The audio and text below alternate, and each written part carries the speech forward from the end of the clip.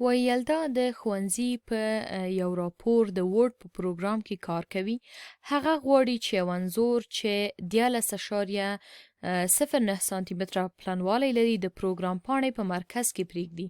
په داسې حال کې چې د پروګرام پاڼې پلنوالی 1.15 سانتي متره وي، هغه باید څومره فاصله د پروګرام پاڼې په کیڼې خوا کې خوشي کړي ترڅو دا انځور د پاڼې په مرکز کې راشي.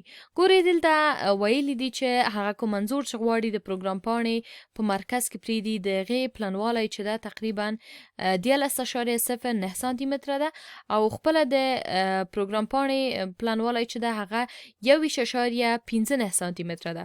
اوس باید هغه څومره فاصله یوازې په کیڼې خوا کې خوشي کړي ترڅو چې دا انځور په مرکز کې راځي. راځئ نو چې د دغه پروګرام پاڼې او د دغه انځور د دواړو رسمونه یا انځورونه یې رسم کو او بیا وګورو چې څومره فاصلې باید خوشي سي ترڅو چې دغه انځور په منظمه توګه په مرکز کې ځای ونیسي. دغلته تاسې ګورئ دغه په سپین چوکاټ باندې چې تاسو ته رسم سوی ده چې دغه ځای نه تر دغه ځایه پورې دا یې پلنوالی ده تقریبا 1.15 سانتي متره. صحیح ده.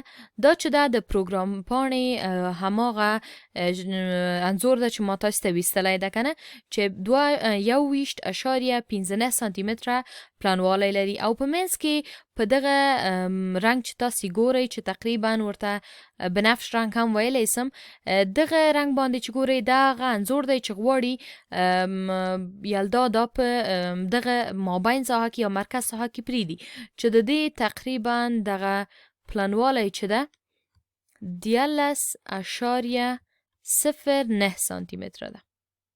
اوس باید دا په کیڼې خوا کې څومره فاصله خوشي کړي ترڅو دا په مرکز کې راسي دا انځور.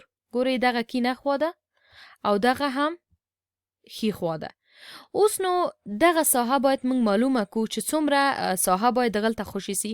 خو دغه نه مخکې زه باید په تاسو ته دا ووایم چې د دې لپاره چې دغه انځور په مرکز کې راسي باید د ښي خواته دغه خواته او کیڼې خواته دواړو خواته یو اندازه فاصله اوسي، هم دلته او هم دلته، د دې لپاره چې دا په مرکز کې راسي. نو تاسو باید په دې پوه سئ چې هر څومره فاصله کیڼې خواته پرېږدو هماغه نه باید ښي خواته پرېږدو. نو د دې ځای چې دی دغه 21.15 سانتي مترو څخه دغه ده چې موږ ته راکړی چې 13.09 ده، دغه باید د دې څخه منفي کو. 13.09 سانتي متره باید د دې څخه منفي کو. نو ګورئ که د 9 څخه 9 لاړ سي د دې څخه 0 پاتې کیږي، د 5 څخه که 0 لاړ سي خپله 5 اشاریه خپل پر ځای دغه یو ده د یو څخه 3 نه ځي که یو د دې څخه ورته قرض کو دا 11 کیږي. صحیح ده. نو د 11 څخه که 3 لاړ سي فکر کوم 8 پاتې کیږي. صحیح ده.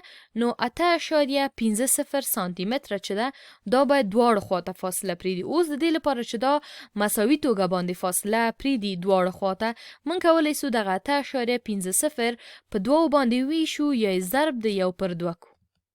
صحیح ده چې دا مساوي کیږي د